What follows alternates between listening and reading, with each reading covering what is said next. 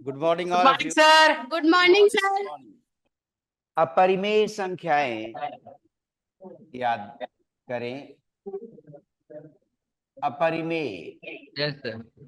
तो अपरिमेय में एक प्रश्न छोड़ दिया था। व्याख्यात्मक विश्लेषण जब चल रहा था यस सर।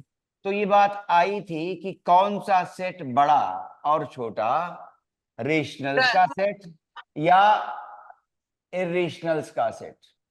अच्छा, तो ये बात कही गई थी कि जब धीरे धीरे आगे पढ़ाई बढ़ती जाएगी तो इसकी जानकारी प्राप्त करनी है और अनुभूति करनी है, केवल जानकारी नहीं कि कौन सा सेट बड़ा निकलेगा, रेशनल्स का सेट या इरेशनल्स का। क्योंकि शुरू में काम करते वक्त ये पता चला कि ऐसा लगता है कि इरेशनल्स कुछ कम दिखाई दे रहे हैं और रेशनल्स ज्यादा दिखाई दे रहे हैं। जो ज्यादा रेशनल्स दिखाई दे रहे हैं आसानी से 1/2 1/3 ऐसा लिख रहा है, ये आसान बनते चले जा रहे हैं। और √2 और √3 और √5 और आगे, तो चूंकि इन्हें एक रूप में देखा है तो ऐसा लग रहा है दूर दूर मिल रहे हैं। लेकिन इरेशनल्स की परिभाषा के लिए ये लिखा गया था क्या, भागफल जो था, भाग जब दिया गया था तो अशांत थे, ठीक है, अशांत और अनावर्ती, अशांत और अनावर्ती दशमलव प्रसार था, अशांत और अनावर्ती दशमलव प्रसार, इसकी बात आई थी। तो कई बार जब इस स्वरूप में देखते हैं तो लगता है बहुत दूर दूर हैं ये। √5 के बाद कहेंगे √7 है, फिर √11 है, तो ये तो दूर दूर मिल रहे हैं, ये तो बहुत पास है। 1/5 1/6 अभी तो केवल इसी में आए, अभी तो ये सब एक से छोटे वाले हैं, एक से छोटे वाले ही इतने मिल रहे हैं। और ये तो यहाँ पहुंच गया, √5 की वैल्यू भी 2.23, ऐसे √3 की वैल्यू 1.732, √2 की वैल्यू 1.414। अब चूंकि ये कहा गया कि अशांत अनावर्ती दशमलव प्रसार की बात है, तो अगर इन्हीं को हम दूसरे स्वरूप में लिखें, ठीक जैसी परिभाषा ली गई, जैसा नाम दिया गया, अशांत अनावर्ती दशमलव प्रसार, ठीक है, तो फिर जब प्रसार है तो इसका अर्थ ये निकला प्रसार कहा जा रहा है और इन अंकों का प्रसार ही नहीं है। तो धीरे धीरे हम कुछ कुछ शब्द और वाक्य छोड़ते जा रहे हैं, धीरे धीरे अनुभूति हो जाए इस बात की कि कौन अधिक निकलेंगे, रेशनल्स या इरेशनल्स। देखो, ये अशांत अनावर्ती दशमलव प्रसार के स्वरूप में, प्रसार के स्वरूप में 1.414 चलते जा रहे हैं। अब पता चला कि 1.414 की जगह 1.423 ऐसे ले लें, तो पता चला अभी 1.4 ही जा रहा है, ऐसे कह लें 213 ऐसे जा रहे हैं, या ऐसा कोई कर रहा है 1.41 और फिर से 441, फिर कह रहा है 441, फिर कह रहा है 44441, और अशांत दशमलव प्रसार और अनावर्ती, अनावर्ती भी है। तो पता चला अभी √2 के नजदीक ही है, तो इनके प्रसार शुरू हो जाते हैं। अशांत तो है ही भाग और इनके प्रसार शुरू हो जाते हैं। तो कोशिश करिएगा बार बार जब आपका ध्यान इधर जाए कि कौन सा सेट बड़ा होगा, रेशनल्स का कि इरेशनल्स का। उत्तर मेरे मुख से नहीं निकलने दीजिए, मैं चाहता हूं कि उत्तर आपके मस्तिष्क से निकलकर आपके हृदय को ये अनुभूति हो कि कौन सा सेट बड़ा है। देखिए, इनके भाग के लिए प्रसार कैसे आए हैं, अशांत और अनावर्ती प्रसार हैं, और रेशनल्स के प्रसार हैं ही नहीं, शांत दशमलव, ठीक है। शांत दशमलव आएगा। शांत है तो प्रसार नहीं मिल रहा है। अल्टीमेटली अगर मिला भी तो कहते हैं कि अगर 22/7 P/Q के फॉर्म का ले लेते हैं तो पता चला कि इतनी दूर तक भी आवर्ती शुरू हो जाता है। जैसे क्या, 22/7, 3.142857 और इसी का ये। ठीक, तो चूंकि अशांत थे तो रेशनल्स में P/Q के फॉर्म में हमें दो तरह के दशमलव प्रसार मिले थे। एक पहला शांत दशमलव प्रसार, ठीक है। अब शांत है तो प्रसार वास्तव में नहीं हुआ, 1/2 अगर देखा जाए तो ये आ गया, ठीक है, प्रसार रुक गया। शांत है ना। अब दूसरे वाले पार्ट में अशांत है, ठीक है। अगर अशांत है तो इसमें था 1/2 और इसमें था 1/3। अशांत और आवर्ती, अशांत और आवर्ती। तो अभी कहेंगे आप कि आपने प्रसार की बात की, तो प्रसार अशांत और आवर्ती में लग तो रहा है 1 पॉइंट, ये जो आ रहा है 0.3333, या संकेतन ऐसे कर देते हैं 0.3 बार, तो यहां पर भी आ रहा है ये, ठीक है।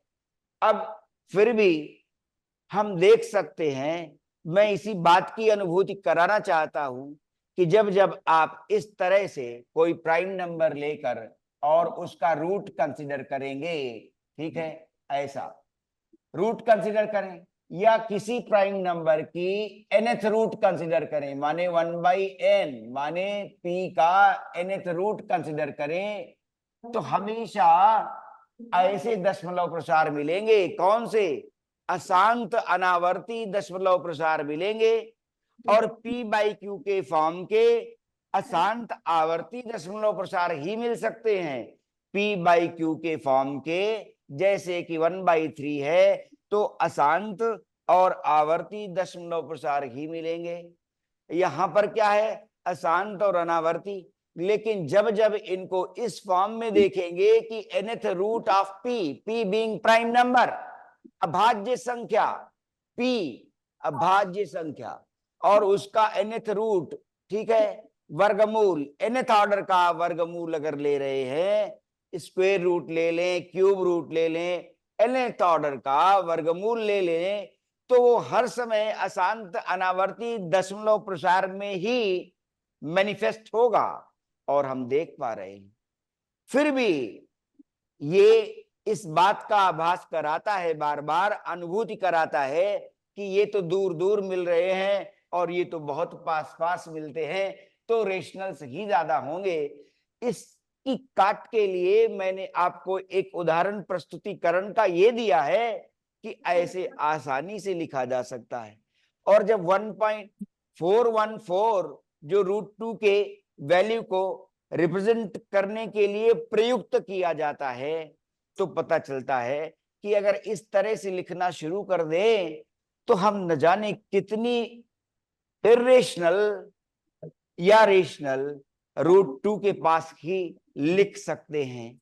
तो √2 के पास आने वाले कौन से अशांत अनावर्ती दशमलव प्रसार अपरिमेय रूप में आते जा रहे हैं, चलते जा रहे हैं, चलते जा रहे हैं, और अभी इसी से बाहर नहीं निकल पाए। √2 के नेबरहुड से, √2 के इनफाइनाइटसिमल नेबरहुड से, √2 है मान लीजिए, आपने ये दर्शाया कि ये वाला √2 आया, तो √2 के इनफाइनाइटसिमल नेबरहुड से ऐसा, ठीक है। इनफाइनाइटसिमल किसे कहते हो? एक सेब के अनंत टुकड़े कर दे, अनगिनत, तो जो छोटा सा बचा होगा यह लगेगा कि बचा ही नहीं, उतना छोटा, ठीक है। तो उसके पास हम क्या देख पा रहे हैं? ये अपरिमेय संख्याएं आती ही जा रही हैं, आती ही जा रही हैं, आती ही जा रही हैं, उनका कोई अंत नहीं हो रहा है, ठीक है। और जबकि 1/2 और 1/3 के बीच हम इरेशनल्स की जगह रेशनल्स ला सकते हैं, लेकिन उनमें फिर भी दूरी मिलेगी। तो पता ये चलता है कि धीरे धीरे हम इस बात को अब यहीं पर क्लोज कर रहे हैं और हम ये कहना चाहेंगे कि हमको धीरे धीरे ये अनुभूति करनी है कि P बाई क्यू के फॉर्म के rational numbers, P by Q के फॉर्म के रेशनल नंबर्स नंबर लाइन में जिस दूरी पर मिलते हैं, ठीक है, उसमें जो सघनता है, ठीक है, उसमें जो सघनता है, उस सघनता को यदि इससे तुलना की जाए तो ये अधिक सघन रूप में मिलते हैं। अशांत अनावर्ती दशमलव प्रसार अधिक सघन रूप में मिलते हैं। और फिर यहां ऐसा माना जा सकता है कि अगर ये अधिक सघन रूप में मिलेंगे तो फिर इनका सेट ज्यादा बड़ा हो जाएगा और P बाई क्यू के फॉर्म के परिमेय संख्याएं, रेशनल नंबर्स उतने सघन रूप में नहीं मिलते, उनके बीच में अंतर पाया जा रहा है और वो दृष्टिगत है।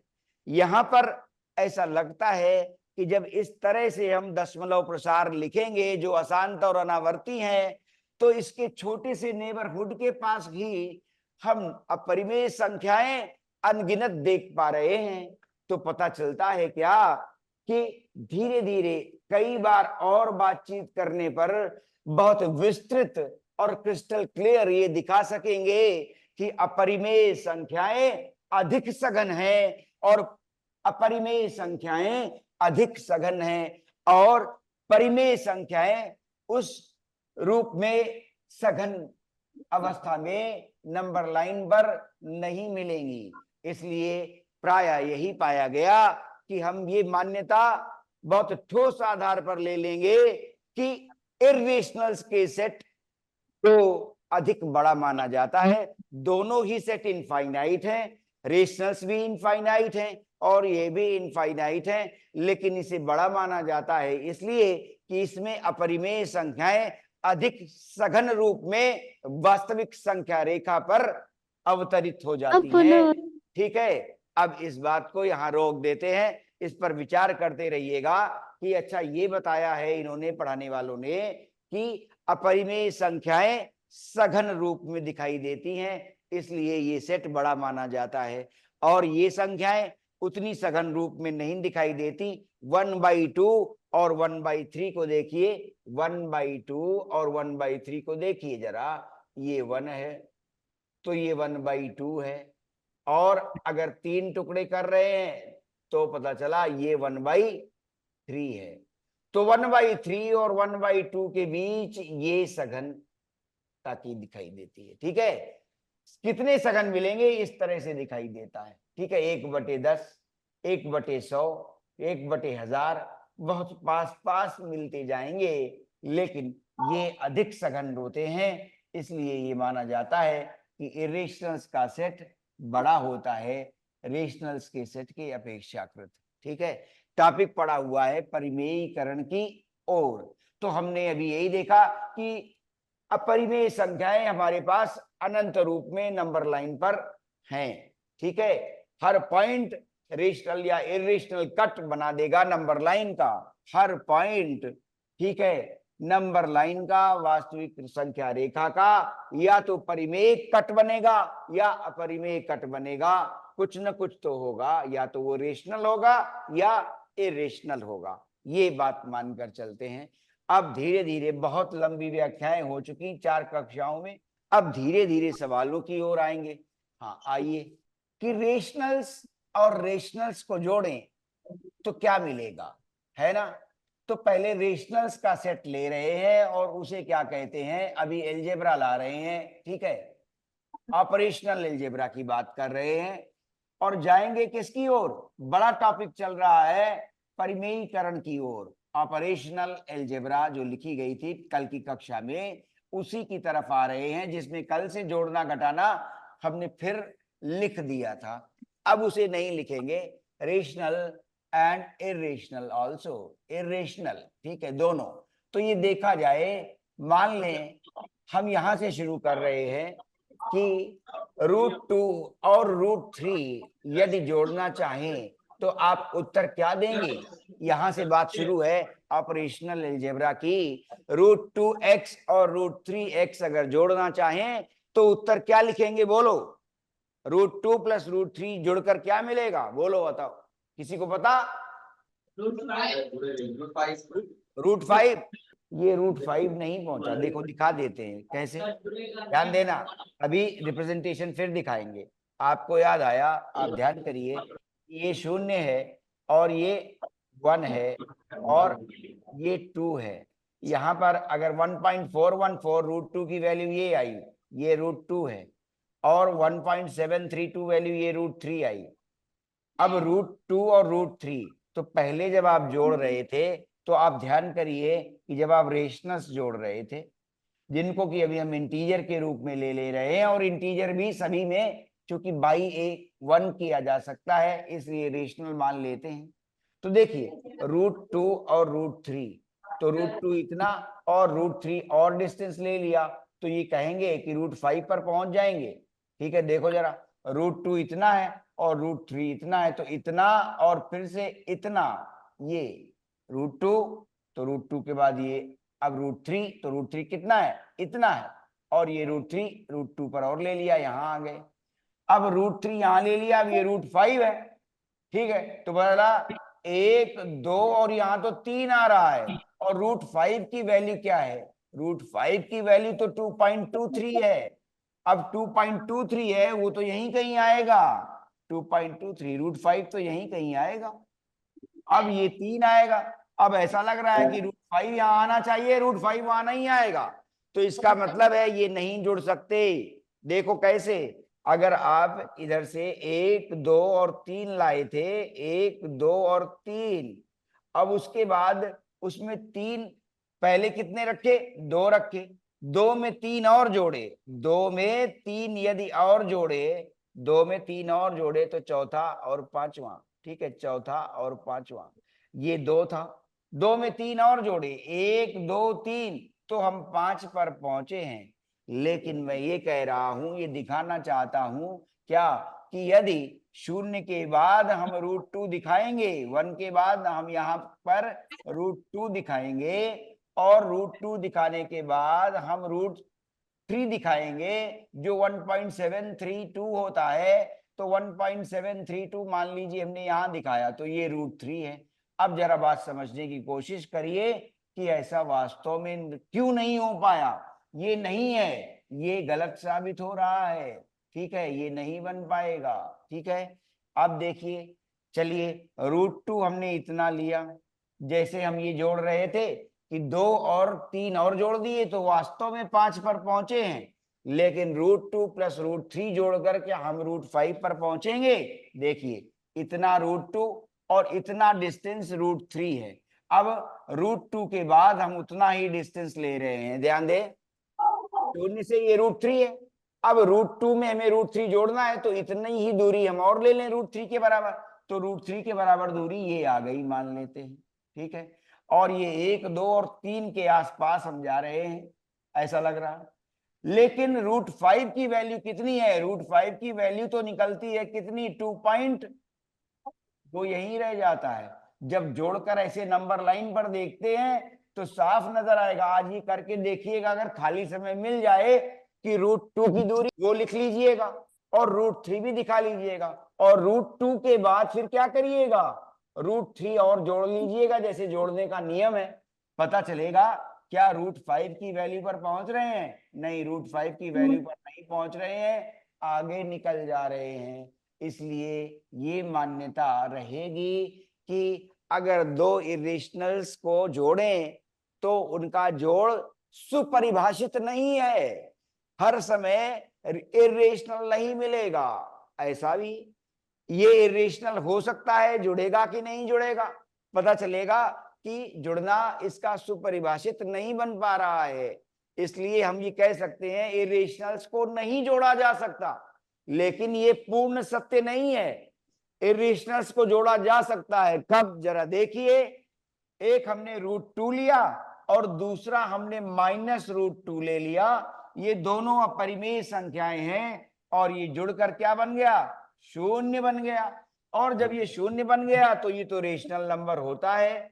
क्यों रेशनल नंबर, इसलिए होता है क्योंकि 0/1 इसे लिखा जा सकता है, तो ये तो रेशनल है। तो फिर यहाँ पर आपने एक बहुत महत्वपूर्ण बात सीखी कि हम आसानी से ऐसे कह सकते थे कि इरेशनल्स को जोड़ा नहीं जा सकता। ये बात पूर्ण सत्य नहीं है, आंशिक रूप से सत्य है कि √2 और √3 √5 परिभाषित या सुपरिभाषित नहीं है, लेकिन ऐसी दशाओं में हम कह सकते हैं कि इरेशनल्स जुड़ भी सकते हैं। कब? और ये शून्य आ गया, एक धनात्मक था एक ऋणात्मक था, तो प्रश्न बना क्या इरेशनल प्लस इरेशनल हमेशा इरेशनल आएगा? इरेशनल्स प्लस इरेशनल हमेशा इरेशनल आएगा? पता चला यहां तो परिभाषित ही नहीं हो पाया जोड़, और यहां पर पता चला कि हर समय इरेशनल आएगा और ये रेशनल आ गया। दोनों ही इरेशनल नंबर थे और रेशनल नंबर आ गया। तो ये कह सकते हैं कि इरेशनल नंबर जुड़कर रेशनल नंबर भी दे सकते हैं। रेशनल्स जुड़कर तो रेशनल देते थे, तो अब थोड़ी सी बात रेशनल्स पर भी कर ली जाए। रेशनल्स को जोड़ेंगे, 3 जोड़ेंगे तो 5 ही मिले। 1/2 और 1/3 जोड़ेंगे तो ये भी रेशनल नंबर है। ये जोड़ेंगे तो 5/6 मिलेगा, ये भी रेशनल नंबर है।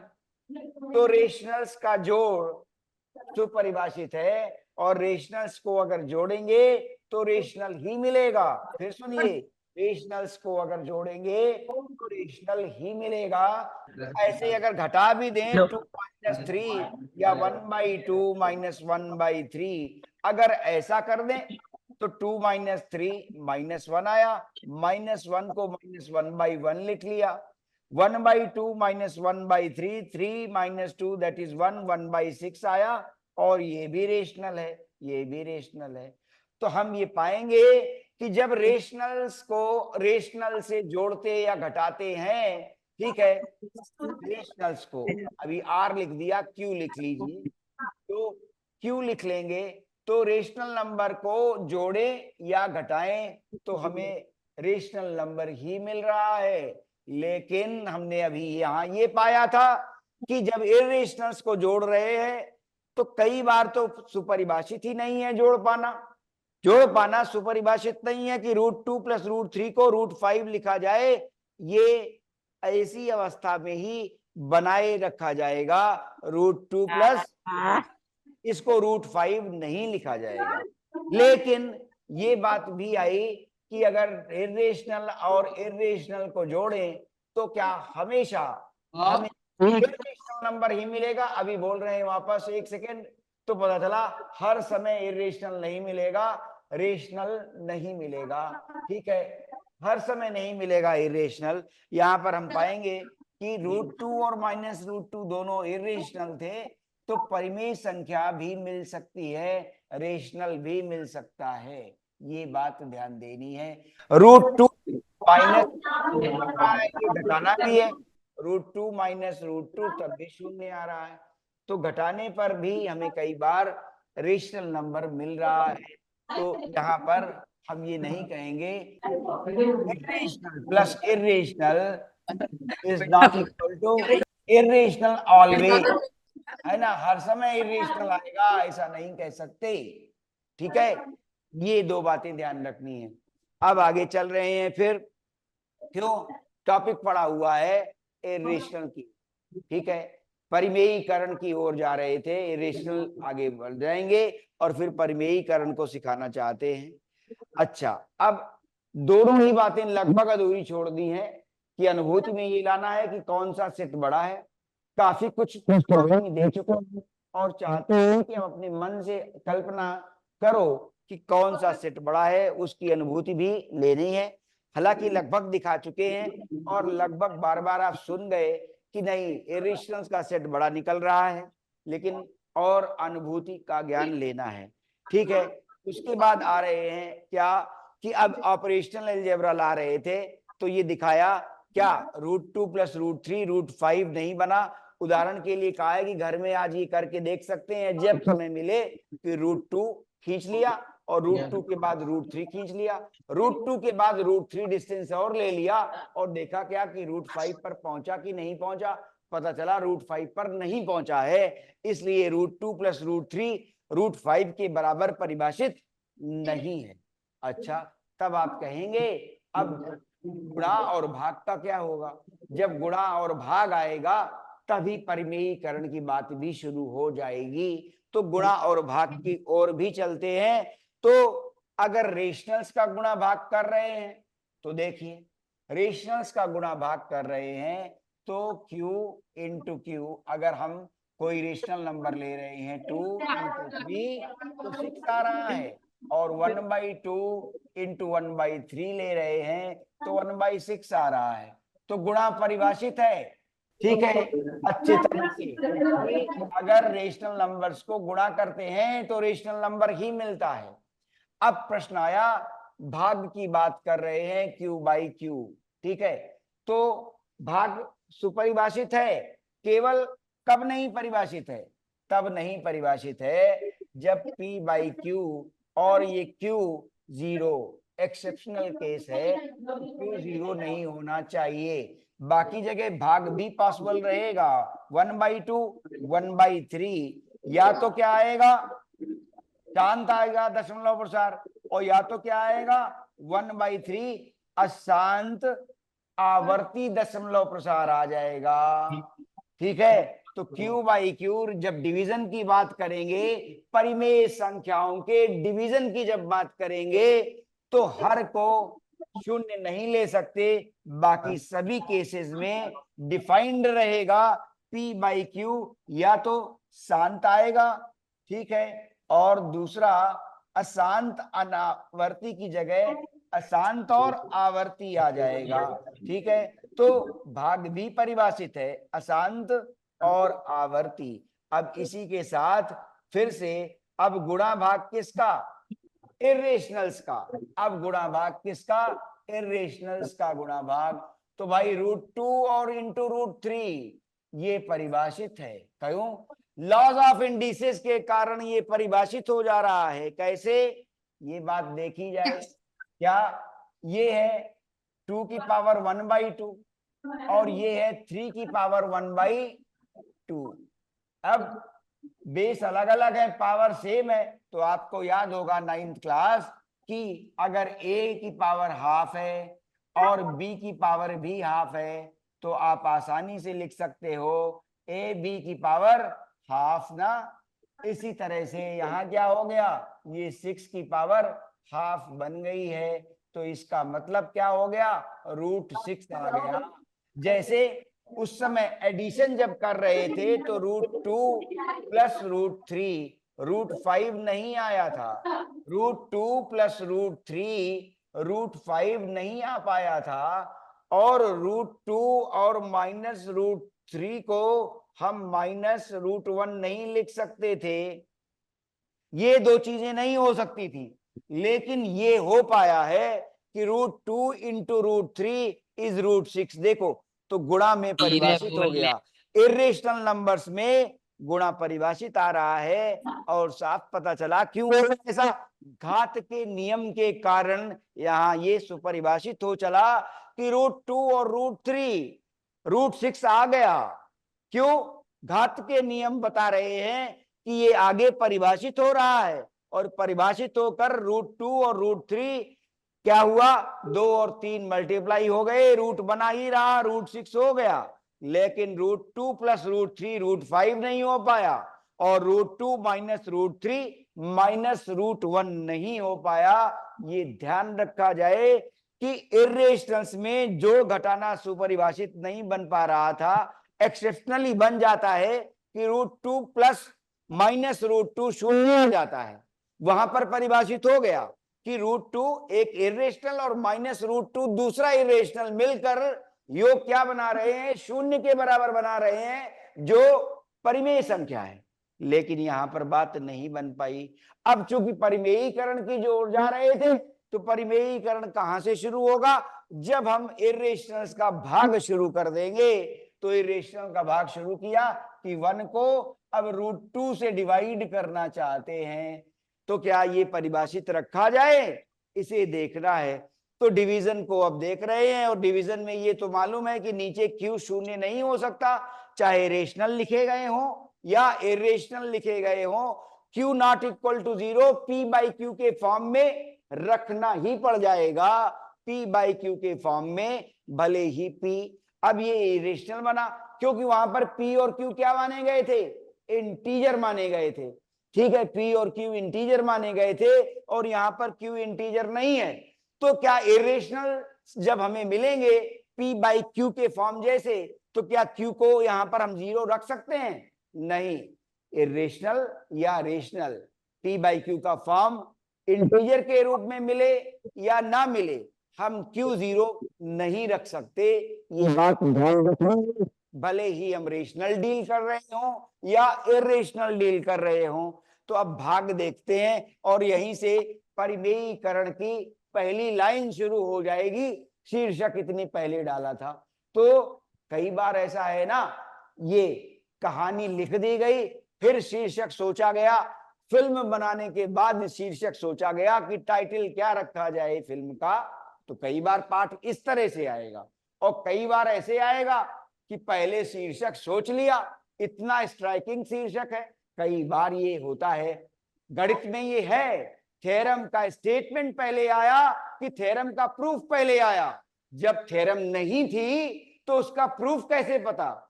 तो ये बात हमेशा मन में रखिए। अब एक जिज्ञासा के लिए, तो वास्तव में गणित में एक आश्चर्यजनक चीज है क्या कि थ्योरम पहले आई कि उसका प्रूफ पहले आया? इसी तरह से कई बार जब विषय वस्तु देंगे तो शीर्षक और विषय आपस में, ठीक है, आगा पीछा करते रहेंगे।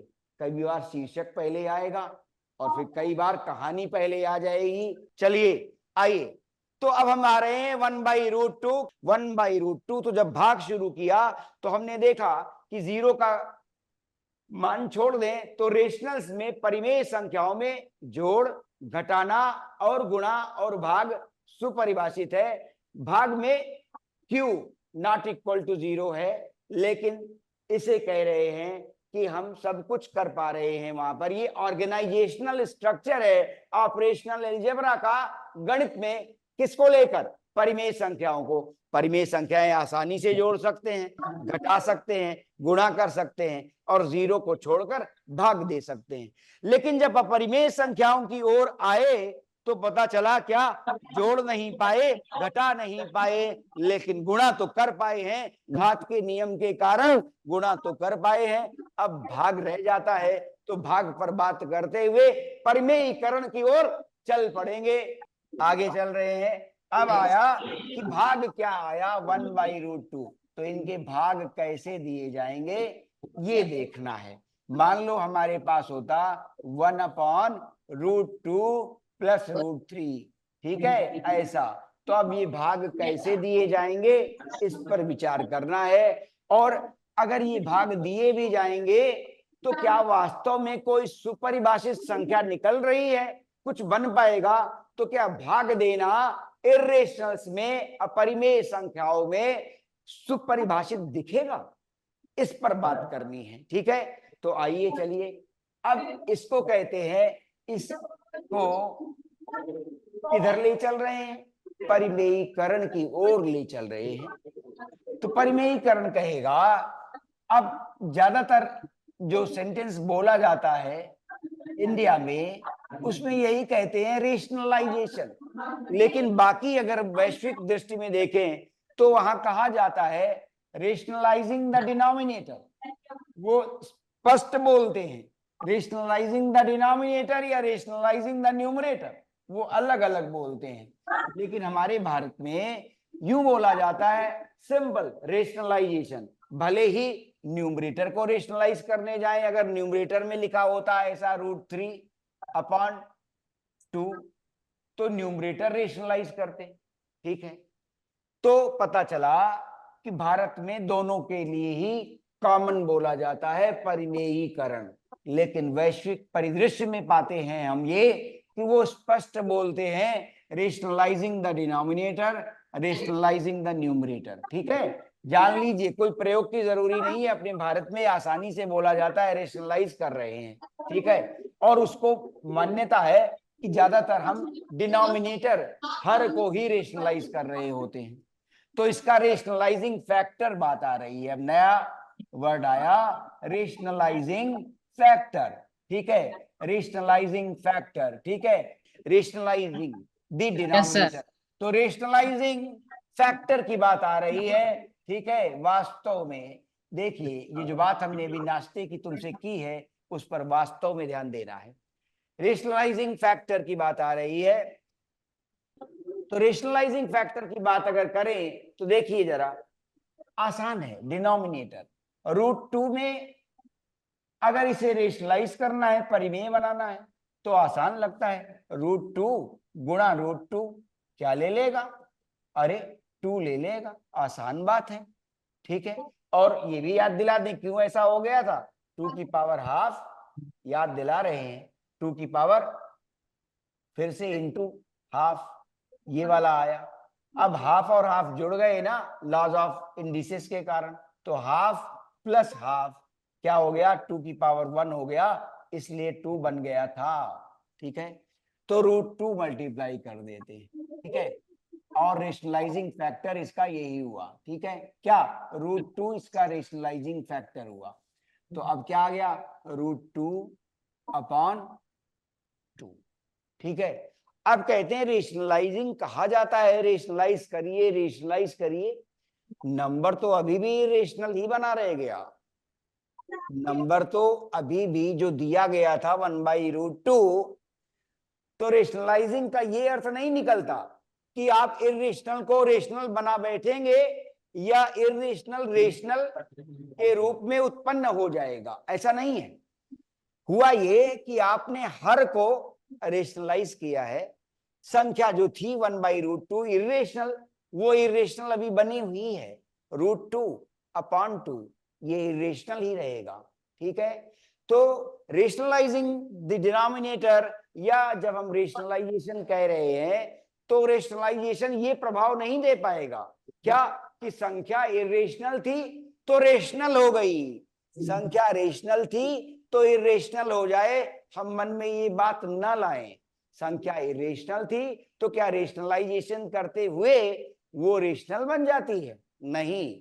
डिनोमिनेटर, अगर हम डिनोमिनेटर को रेशनलाइज कर रहे हैं तो डिनोमिनेटर रेशनल बन गया।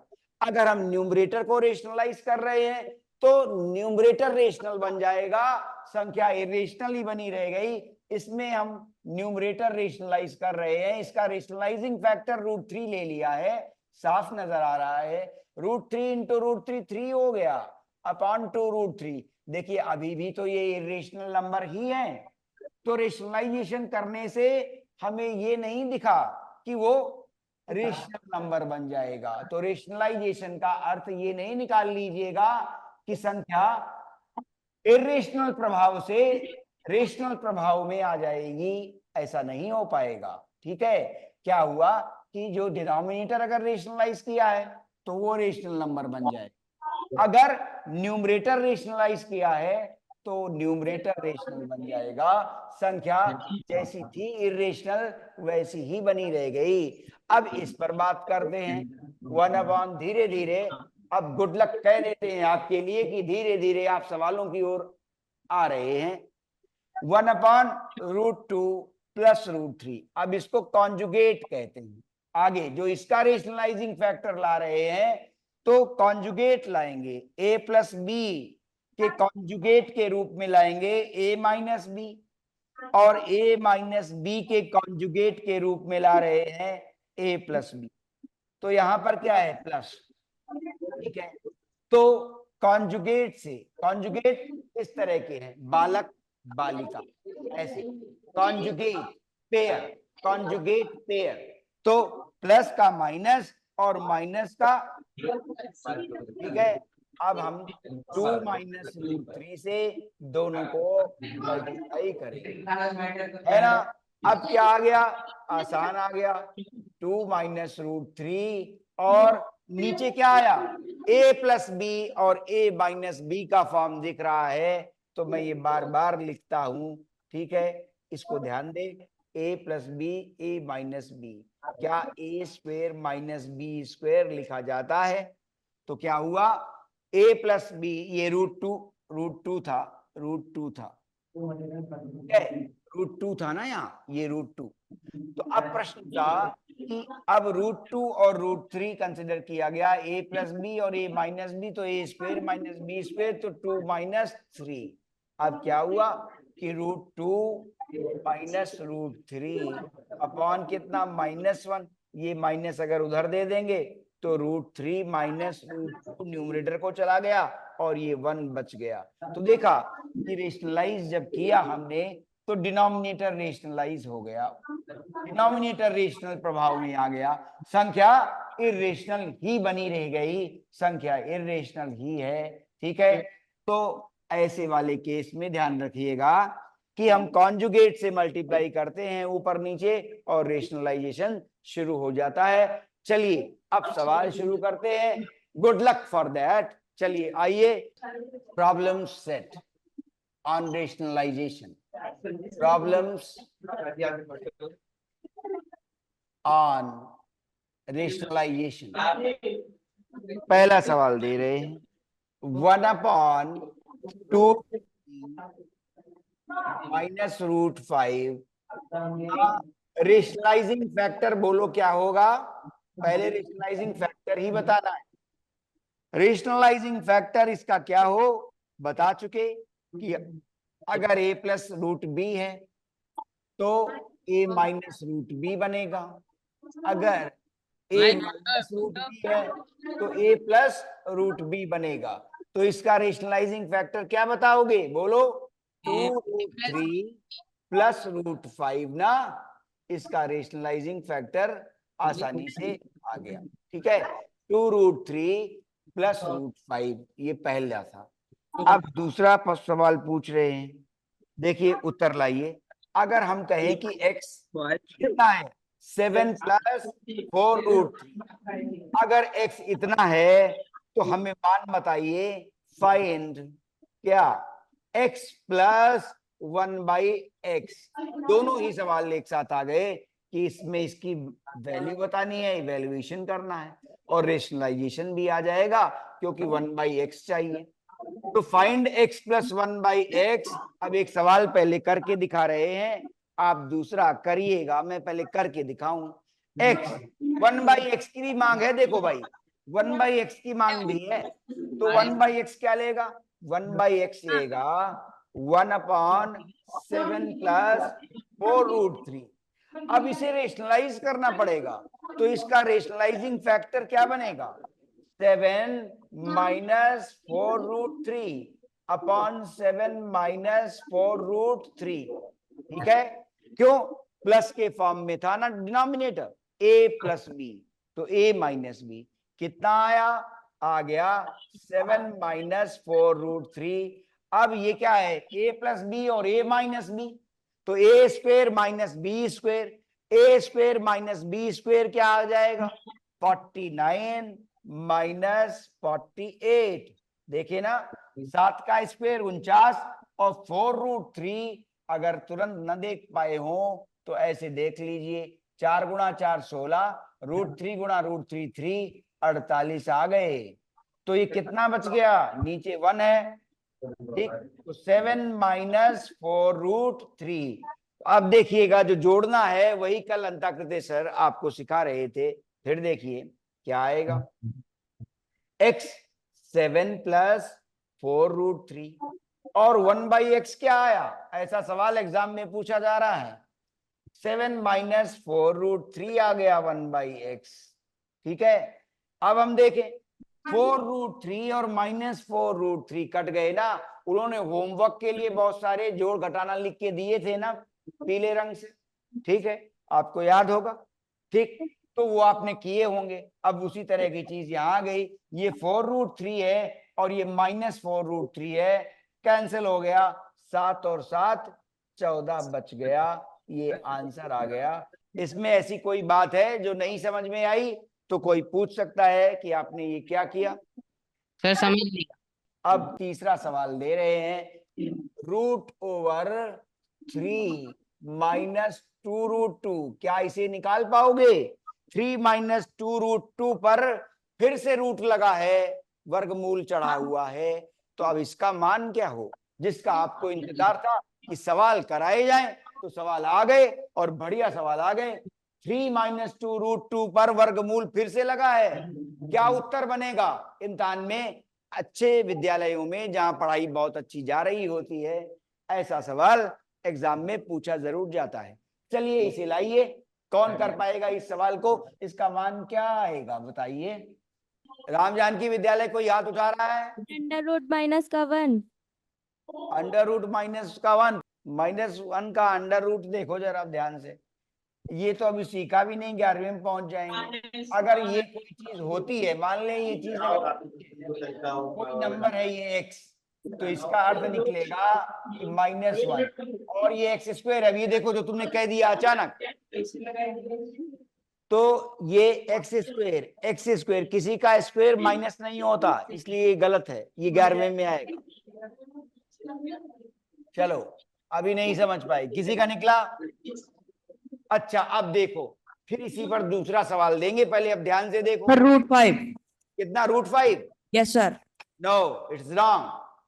चलो देखो ध्यान से, 3 को क्या लिख सकते हो? 2 + 1 चलेगा ना, ठीक है? Yes sir. Yes sir. Okay, तो 2 + 1 - 2 √2 ये आया। तो देखो 3 को इस तरह से लिया जाना था। अब आगे चलिए, 2 + 1, 2 को क्या लिख सकते हैं? √2 का स्क्वायर लिख सकते हो ना, बोलो। Yes sir. 1 को क्या लिख सकते हो? 1 का स्क्वायर लिख सकते हो। Yes sir. और अब ये 2 √2 याद आएगा, ऐसा नहीं लिख सकते। 2 पहला टर्म, √2 ये a के बराबर हो जाएगा, और Yes, दूसरा टर्म 1 के बराबर। ये रहा तो वही जो -2 √2 था। अब ये क्या दिख रहा है? देखो जरा, a² + b² - 2ab, ये दिख रहा है? बोलो Yes, इस sir. तो जब इस फॉर्म में दिखेगा तो अब क्या कहोगे इसे? यही तो कहोगे, √2 - 1 का होल स्क्वायर। और ये सिखा चुके कि जब x² पर फिर से रूट लगा दोगे तो क्या आ जाएगा? x ही बचेगा। क्यों ऐसा हो जाता है? x² की घात 1/2, और 1/2 और 2 जब मल्टीप्लाई हुआ तो x की घात 1 बच गई, और वो ये है। अब जब वर्गमूल हट गया तो क्या बचा? √2 - 1 बचा। इसका मान ये आया आंसर, ठीक है? देखो अब ध्यान से देखो कि इसका मान 3 - 2 √2 का फिर से वर्गमूल अगर लिया गया था तो √2 - 1 इसका आंसर आया। अब ध्यान से देख लो, ऐसा ही अब मैं दूसरा सवाल दे रहा हूं, है ना? ये समझ में आया? Yes sir. अच्छा इसको बताइए, 5 बिल्कुल ऐसा ही, 5 + 2√6 पर यदि वर्गमूल लगा हुआ है तो क्या उत्तर आएगा? इसका मान बताइए। बिल्कुल इसको ध्यान में रखते हुए आगे बढ़ो कि ये क्या किया गया था। क्या किया गया था? अंदर वर्ग बनाया गया था, बाहर का वर्गमूल चढ़ा हुआ है, अंदर वर्ग बनाना है। तो अंदर जो पूर्ण वर्ग बनाना है, अंदर पूर्ण वर्ग बनाने की बात सोचनी है, तो मैंने 3 को 2 √3 - √2 आंसर आया ऐसे है। ही तुम 5 को भी लिख सकते हो। क्या लिखा? बोलो उत्तर दो। √3 - √2 आंसर आया है। माइनस क्यों कर दिया है यहाँ बीच में? तो फिर सुधारो, गलती छोटी सी 3 - √2 प्लस का। की। अच्छा माइनस क्यों बोल दिया था जल्दीबाजी में? ठीक सर है, आंसर आ गया। हाँ अब ये देखो, अब फिर से दे रहे हैं, √2 + √3 की बात इनकी सही जान पड़ रही है। देखें जरा, 5 को हम लिख सकते हैं क्या? 2 और 3, ठीक है? और 2 √6 को क्या लिख सकते हैं? 2 रूट into और 3. √3। Very good. और अब हम क्या लिख पाए? √2 को क्या लिखे? √2 का √2 स्क्वायर। square. और 3 को क्या लिखे? √3 square. और ये 2ab फिर से आ गया, √2। और ये किसके फॉर्म का आ गया? ये आ गया हमेशा a + b the whole square का फॉर्म आ गया। दिख रहा है ना? Yes, a sir. Square 2ab, देखो a² b² 2ab। तो अब Correct. मिला क्या? ये मिल गया √2 प्लस रूट 3 का होल स्क्वायर। और ये दिखा चुके कि अगर वर्गमूल सर सेम आंसर आ गया मेरा। एक्स बचता है तो शाबाश, रूट 2 प्लस सर रूट मेरा 3 भी यही आंसर आ रहा है। उत्तर आंसर बना रूट 2 प्लस रूट 3। ठीक है, अब पांचवा सवाल देंगे। तो इस तरह का सवाल आप सीख गए। तो मेरा भी आ गया आंसर। Very good. अब पांचवा सवाल लाएंगे। चलिए जी सर। पांचवा सवाल देखिए, कुछ विविधता अब ला रहे हैं। अभी एक तरह की चीज थी, अब कुछ विविधता लाएंगे। Root 32 plus root 48 upon root 8 plus root 12 क्या मान निकलेगा? ऐसे सवाल में एडवाइस यही है कि रूट 32 जैसे है तो आप ऐसे देख सकते हो। कैसे सरल करना है? रूट 32 में साफ है 4 गुणा 4 गुणा 2, 16 गुणा 2 32। तो ये 4 रूट 2 लिखा गया ना। तो अगर हम इस सवाल को आगे बढ़ा रहे हैं तो रूट 32 को हम क्या लिख रहे हैं? 4 रूट 2। ऐसे ही बाकी चीजें भी तुम लिख जाओ और उत्तर पाने की कोशिश करो। बताओ उत्तर क्या आएगा। मैंने एक सिंपल करके तुम्हें दिखाया कि रूट 32 को क्या लिख रहे हो? 4 4 रूट। रूट एंड तो अब रूट 48, रूट 8 और रूट 12 को रूट 2 करो और सिंपल करने के बाद उत्तर पाने की कोशिश करो कि क्या उत्तर आ रहा है। बताइए, ऑप्शन ऑब्जेक्टिव में ये लिखे हैं, क्या आ रहा है देखो। आंसर में ऑप्शंस हैं रूट 2 1, 2 2, 4 3 और 8 4। ये 4 ऑप्शन है। कौन सा उत्तर है देखिए।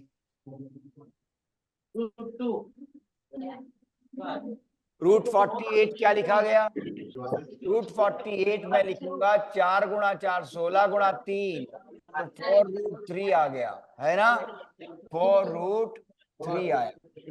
और रूट 8 फिर से इजी है, 2 रूट 2 आ जाएगा। Yes sir. और रूट 12 क्या आ जाएगा? 2 दूनी 4 गुणा 3 6 रूट 3 आ जाएगा ना। 2 रूट 6 3। अच्छा, अब ऊपर क्या कॉमन मिला? 4 कॉमन मिला ना। Yes sir. तो 4 कॉमन मिला तो रूट 2 प्लस रूट 3 आ गया। और नीचे क्या कॉमन मिला? बोलो। 2 कॉमन मिल रहा है। Okay, sorry 2 I mean. 2 common मिल रहा है। रूट 2 प्लस रूट 3 आ गया। अब root 2 plus root 3, root 2 plus root 3, ये फैक्टर तो कैंसिल हो गया। Yes sir. 4/2 सर आंसर 2 आ गया। आंसर आ गया 2। तो कौन सा ऑप्शन सही है? ये दूसरा वाला ऑप्शन सही है। Yes sir. 2। ठीक है, अब ये पांचवा सवाल था आपका। समय बस खत्म हो गया। बहुत बहुत शुभकामनाएं, बहुत अच्छा दिन बीते। Thank you sir.